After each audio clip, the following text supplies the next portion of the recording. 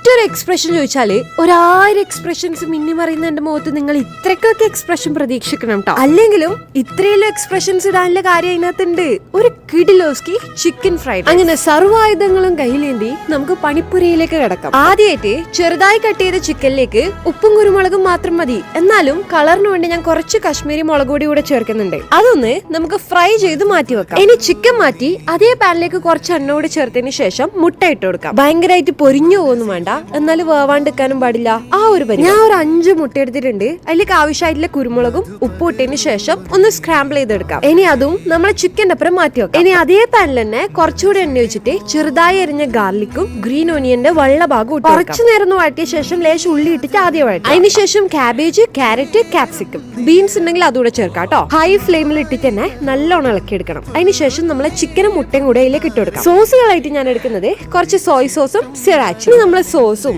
ഈ കാണുന്ന സംഭവങ്ങളെല്ലാം ഒന്ന് നന്നായി കൂടിക്കലരണം. അതിനുശേഷം നമ്മൾ വേവിച്ച് വാർത്ത് വെച്ച ബസ്മതി റൈസ് കൂടെ ഇട്ടു. ഇനി നിങ്ങളെ 2 കണ്ണും നമ്മളെ ഫ്രൈഡ് റൈസിൽ തന്നെ വേണം. ആരെങ്കിലും എടുത്തോണ്ട് പോകുന്നു മേടിച്ചിട്ടില്ല, എടാ മെല്ലെ ഇളക്കണം കേട്ടാ, ഇല്ലെങ്കിൽ നമ്മൾ അരി ചിലപ്പോ പൊട്ടിപ്പോവും. അതുകൊണ്ട് ഇനി ഗ്രീൻ ഒനിയന്റെ ഗ്രീൻ പാർട്ട് കൂടെ ഇട്ടിട്ട് മിക്സ് ആക്കിയിട്ട് ഒന്ന് തിന്നോക്കിയെങ്കിൽ ഒരു രക്ഷയില്ലാത്ത ഐറ്റാണ്. പിന്നെ അതിന്റെ അപ്പുറം കുറച്ച് കെച്ചപ്പും. നിങ്ങൾ പറഞ്ഞാൽ വിശ്വസിക്കുമെന്ന് അറിയില്ല, ഞാൻ ലേശം മൈനസ് കൂടെ എടുക്കാറുണ്ട്. ഇപ്രാവശ്യം നിങ്ങളെ പേടിച്ചിട്ട് എടുത്തിട്ടടാ, നിങ്ങൾ പറയാൻ വന്നാലോ. ട്രസ്റ്റ് മീ ഗൈസ്, നിങ്ങൾക്ക് എന്തായാലും ഇഷ്ടപ്പെടും.